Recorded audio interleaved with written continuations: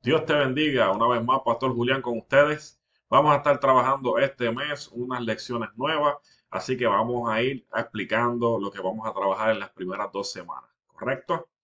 La primera semana, comenzando hoy 6 de septiembre, vamos a ver este video, vamos a realizar la lección Jesús limpia el templo y la semana que viene vamos a continuar con esta lección. Así que desde el 6 hasta el 15 vamos a estar trabajando esta lección y el día 16 la vamos a subir por el área de Teams, ¿ok? La lección como tal se llama Jesús limpia el templo de Mateo 21 12 al 16 y dice casa de oración.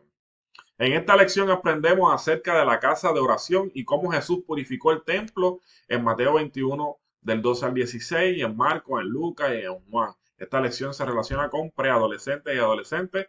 Al final de esta lección deberías haber aprendido lo siguiente. Uno, que el templo de Dios es una casa de oración.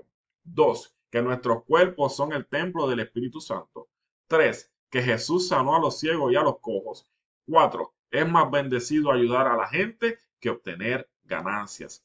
Los pasajes bíblicos que vamos a estar trabajando es Mateo 21, 12 al 16, Marcos 11 del 15 al 18, Lucas 19 del 45 al 48 y Juan 2 del 12 al 24. Tenemos un versículo para memorizar, así que ese versículo vamos a ir trabajándolo desde ahora y dice, y les dijo, escrito está, mi casa, casa de oración será llamada, mas vosotros la habéis hecho cueva de ladrones. Los antecedentes de la historia. En la antigua tradición judía, antes del sacrificio de Jesús en la cruz, la gente utilizaba la sangre de los animales para pagar los tributos, los impuestos y expiar sus pecados. O sea que cuando mataban estos animales, pues se llevaban ante el altar y este sacrificio limpiaba sus pecados. Dice, los cambistas aprovecharon esta oportunidad y crearon un mercado afuera del templo. Lentamente el mercado se acercó más y más hasta que estuvo dentro del patio del templo. En la época de Jesús, los líderes religiosos habían permitido que varios comerciantes instalaran puestos en el lugar llamado del patio de los gentiles para vender los animales para el sacrificio de los judíos a precios muy altos. Se aprovecharon de la devoción de los extranjeros. A veces había tantos mercaderes que no permitían a los extraños adorar a Dios en la corte de los gentiles. ¿Qué es lo que pasa? Que para ese entonces habían personas que hacían los trueques, los cambios, ¿verdad? Y entonces ellos necesitaban, quizás vamos a suponer, esta persona lo que trabajaba era con alimentos y no trabajaba con animales, pues entonces ellos querían ir a hacer el sacrificio al frente del Señor y entonces pues ellos llevaban alimentos y estas personas que hacían los trueques, que hacían los cambios, le daban entonces los animales para que ellos pudieran hacer este tipo de sacrificio. Dice, también había cambistas que cambiaban divisas extranjeras por las divisas del templo. Lo hacían en altas tasas de interés para obtener ganancias de los extranjeros que venían a hacer ofrendas o pagar el impuesto del templo. Piense en ello como una trampa para turistas que todavía experimentamos hoy, pero mucho peor. Además, la ganancia excesiva oprimía a los pobres. La gente sabía que sus pecados debían ser expiados, pero los pobres no podían darse el lujo de seguir la ley. Los precios exorbitantes de las palomas, el ganado, las ovejas restringían la obediencia y el culto de los pobres. La gente sabía que necesitaban ser limpiados de sus pecados, pero no podían pagar los animales. Nunca estuvo en el interés de Dios hacer la expiación tan costosa para los pobres y fácil para los ricos. Lo que significa aquí es que era bien fácil para las personas que tuvieran dinero poder tener estos animales y ir a hacer esos sacrificios para limpiarse de sus pecados. Pero entonces las personas que económicamente no podían, ¿cómo iban a hacer? Había una ley que había que seguir, ¿ves? Y entonces no se podía, ellos no podían expiarse de sus pecados. Dios ya tenía un plan que se cumplió cuando Jesús murió en la cruz para el perdón, limpieza y liberación del mundo entero del pecado. Jesús, después de su entrada triunfal en Jerusalén, fue directamente al templo y expuso a la gente que compraba y vendía en el templo. Buscó sus mesas y sillas diciendo, y les dijo, escrito está, mi casa, casa de oración será llamada, mas vosotros la habéis hecho cueva de ladrones. Puntos claves del pasaje. Mi casa será llamada casa de oración. ¿Qué esperas ver cuando llegas a la iglesia? Pues las expectativas es ver a gente adorando, estudiando la palabra de Dios, orando, Esto no es lo que Jesús vio cuando llegó al templo. Habían convertido el templo en un mercado. La gente ganaba dinero activamente con las ventas de animales que se usaba como sacrificio, incluso las ventas de palomas usadas para la dedicación de niños. La gente, la gente pobre no podía pagar estos animales. La primera declaración de Jesús en el templo fue: mi casa será llamada casa de oración, y la iglesia debe ser un lugar donde la gente se reúna con Dios para adorar y orar, y no un lugar para transacciones comerciales impías. Dios nos ha dado salvación, redención, liberación gratis. La gente no necesita pagar por esto. Hay algunos partes del mundo donde todavía hay que pagar eh, para entrar a la iglesia, pero no se debe cobrar, ¿verdad?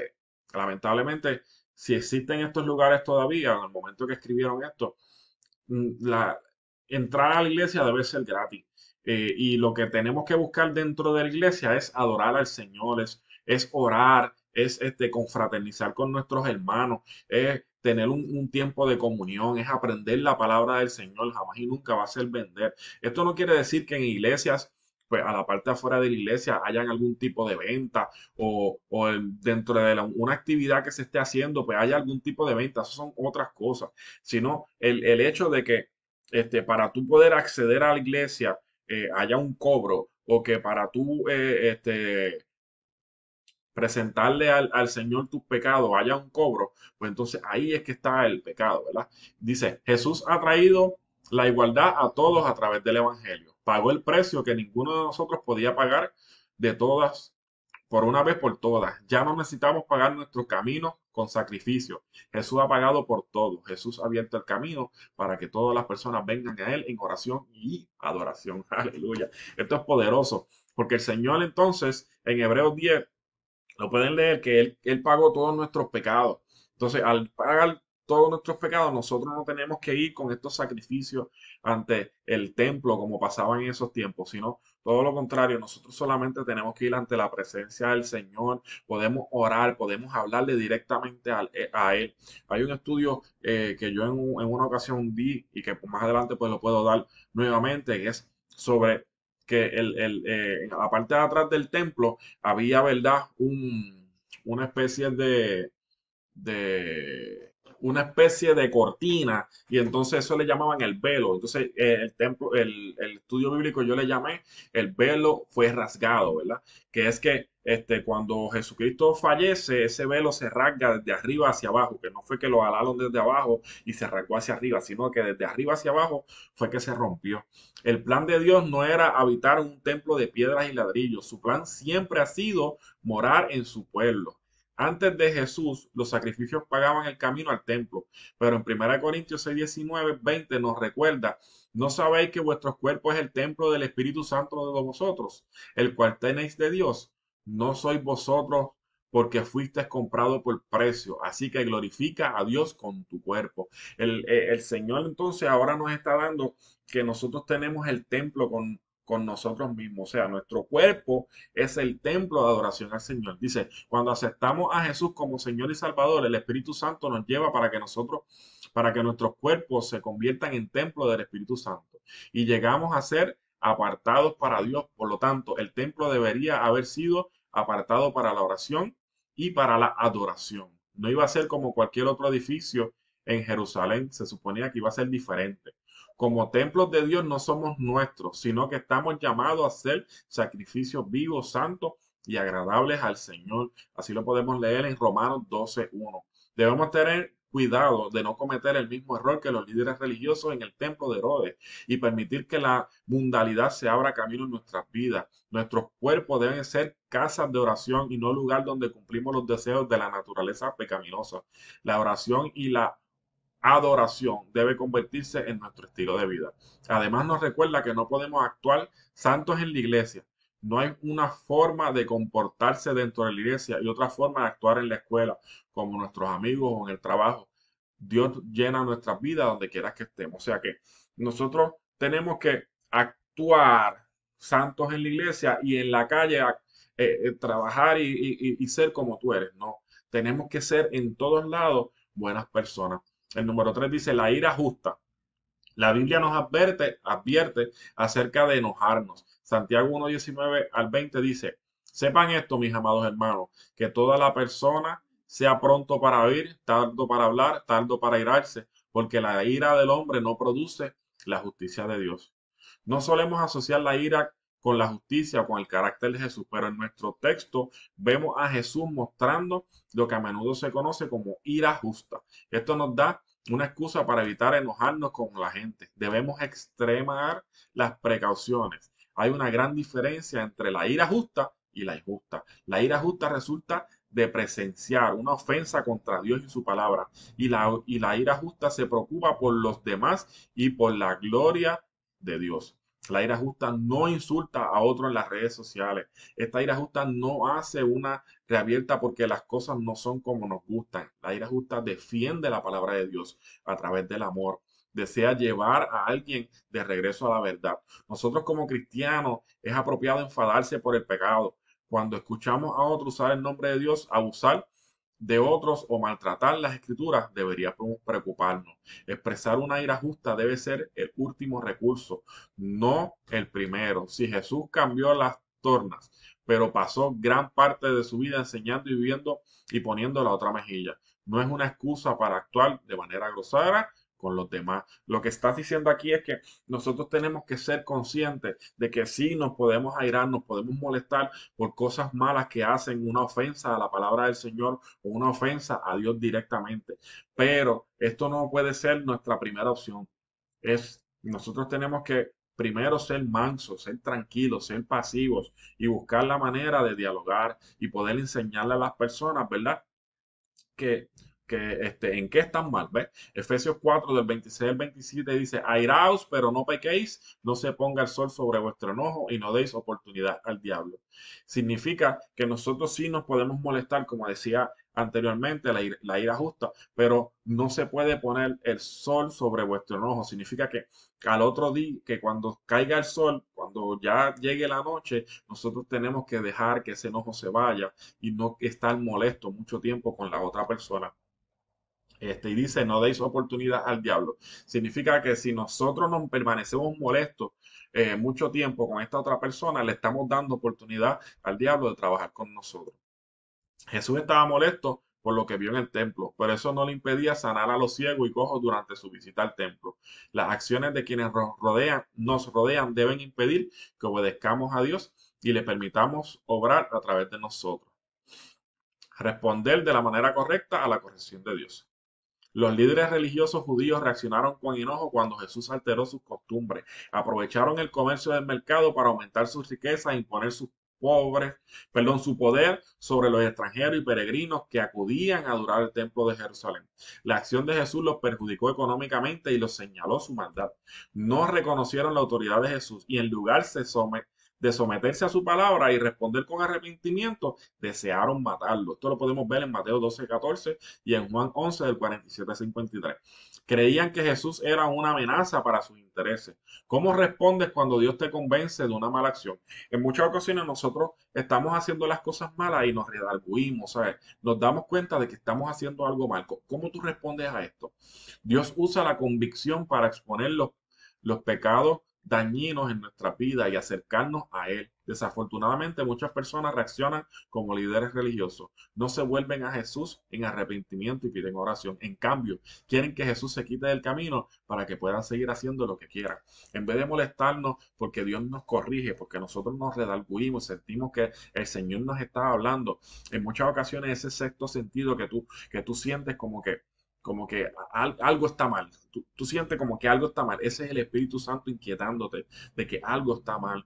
Tú tienes que hacer las cosas correctas. Como conclusión, el hecho de que este relato se pueda encontrar en todos los relatos del Evangelio nos muestra la importancia del mensaje que lleva.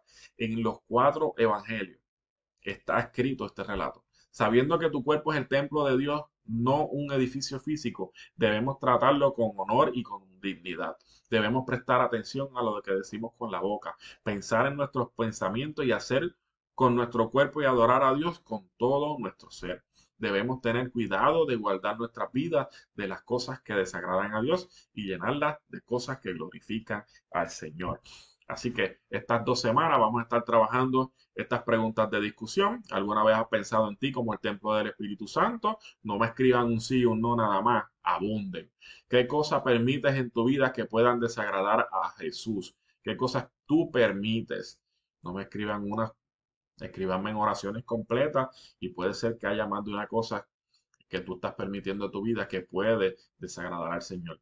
Piensa que está bien estar enojado porque aquí tú vas a argumentar, vas a escribir si está, que si tú piensas que estar bien o estar enojado y el por qué. Así que un sí o un no es suficiente. Tenemos que escribir el por qué.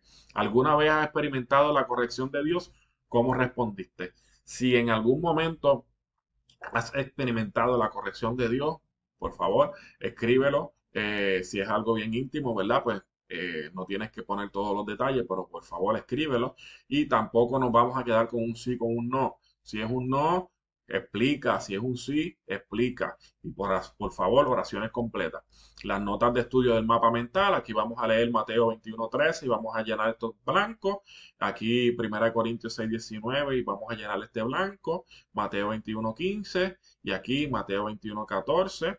Entonces el templo del Espíritu Santo, 1 Corintios 6 dice que el cuerpo de un cristiano es el templo del Espíritu Santo. Escribe las cosas que permanecen en la vida de un cristiano dentro de la persona abajo. Escribes cosas que no deben estar dentro de la vida de un cristiano alrededor. Así que dentro de este muñequito van a escribir lo bueno y aquí afuera vamos a escribir lo malo. Perfecto. El busca palabras. Yo sé que a muchos les gusta. Y con relación a escribe tu propia historia, importante, no vamos a escribir una oración, vamos a escribir nuestra propia historia. Puedes abundar, puedes escribirlo a tu gusto. Tienes, te dejas llevar por la imagen.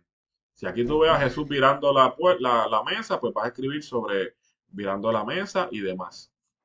Y en esta área vas a escribir el versículo bíblico de memoria, así que no me hagan trampa, el que aprendimos desde el principio. Esto es para estas 2 semanas, así que todo lo que hagan desde el día 6 hasta el día 15 lo vamos a someter en Teams el día 16. ¿Lo pueden someter antes? Sí, lo pueden someter antes. Cualquier duda, cualquier pregunta, estoy a la mejor disposición. Me pueden escribir por el chat. Dios les bendiga grandemente. Y recordatorio. El 17 de septiembre tenemos una actividad del granero, así que personas 60 años o más, vamos a estar dándole alimentos. Y el 24 de septiembre vamos a tener una película. Vamos a estar dando una película a las 6 de la tarde, que están todos invitados. Va a ser de mucha edificación, así que los invito a todos que pasen por acá. Dios les bendiga.